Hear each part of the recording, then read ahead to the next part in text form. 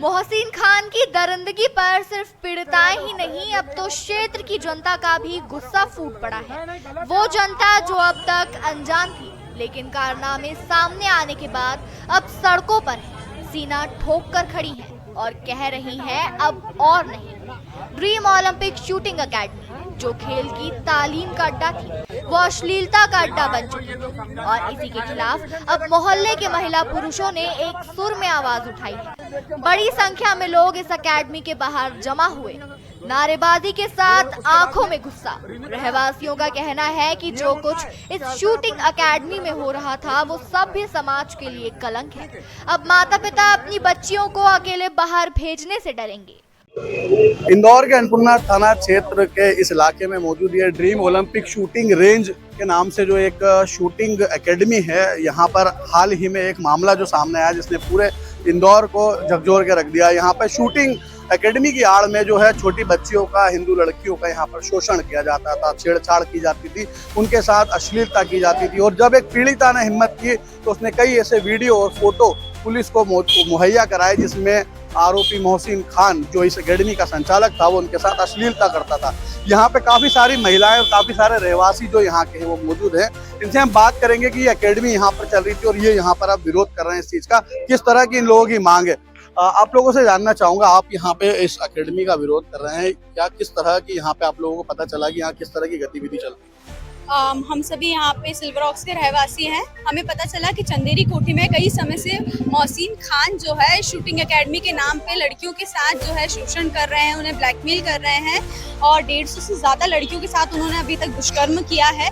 तो हमें जब ये चीज़ के बारे में पता चला, हम कई सालों से जो यहाँ के ओनर है मिश्रा जी, उन्हें बताते आए हैं कि इस तरह की चीज़ें आपके फ्लैट में चल रही हैं। उनके बच्चों को भी बताया गया, पर उसके बाद भी उन्होंने कोई कार्रवाई इस पर नहीं की। और अब जब पुलिस कार्रवाई इस पर हुई तो उनका कहना ऐसा है कि हमें ये पता नहीं था। तो हमारी ये मांगी ये है कि जो दोषी है उसे सजा मिले, प्लस जिसने उसे अपने आप पे जगह दी है उन्हें भी सजा मिलनी चाहिए। और जिन लड़कियों ने और उनके परिवार ने इसके खिलाफ आवाज उठाई, उनको कुछ प्रोटेक्शन हमारी गवर्नमेंट की तरफ से मिलना चाहिए। तो पुलिस की कार्रवाई की मांग है, हालांकि पुलिस ने इसमें कार्रवाई की। आपसे जानना चाहूंगा, आप भी रहवासियों के साथ विरोध में आए हैं, यहाँ पर जो मामला सामने आया लड़कियों का शोषण का, कहीं ना कहीं उनका करियर खत्म कर देने की से आप गंभीर आरोप।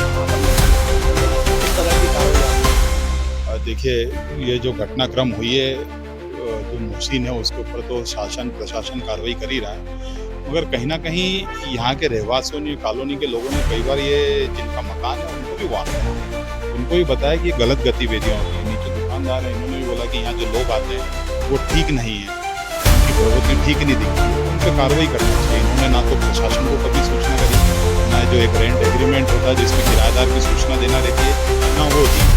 ऐसा लगता है कि ये कहीं ना कहीं वो जो अपराध कर रहा था उस अपराध को बढ़ावा दे रहे थे। तो हमने प्रशासन से मांग करी है कि उनके ऊपर जो जांच हो रही है वो कार्रवाई हो, मगर इनके ऊपर भी जांच हो। कोई साधन हो तो सबका हमसे भी साइन करवाएं। ये साहब ने कहा है, हमने अभी उनके पास विषय रखा कि इनका जो मौन समर्थन था जो इतना दिन से चल रहा था, 2017 से हम लोग इनको टच कर रहे थे। 2017 के बाद इनका एग्रीमेंट नहीं है, 2017 के बाद इनका कोई एग्रीमेंट नहीं है, इन्होंने थाने पे भी इंटीमेशन नहीं करा। तो कहीं ना कहीं इनका मौन समर्थन था, इनके बच्चों का मौन समर्थन था और उन्हीं लोगों के आश्रय से ये कर रहा था। तो इनके ऊपर भी निश्चित रूप से कार्रवाई होना चाहिए। वही मांग कॉलोनी के रहवासियों ने रखी है। 4 दिन में, अगर 4 दिन में उन्होंने कोई कार्रवाई नहीं करी और कोई ठोस हमारे पास विकल्प नहीं रहा तो हम चक्का जाम की कार्रवाई करेंगे, फिर एक प्रदर्शन करेंगे। यहाँ कुछ सीखने आती है, उसके साथ यदि शोषण होता है तो क्या परिवार के लिए अब उनके भविष्य के बारे में सोचना कितना मुश्किल होता है? बहुत ज़्यादा मुश्किल हो जाता है, क्योंकि एक बार जब वो किसी भी जगह पर इसको सीखने जाती हैं, इस तरह का कुछ होता है तो निश्चित ही पूरे परिवार पर उसका इफेक्ट आता है।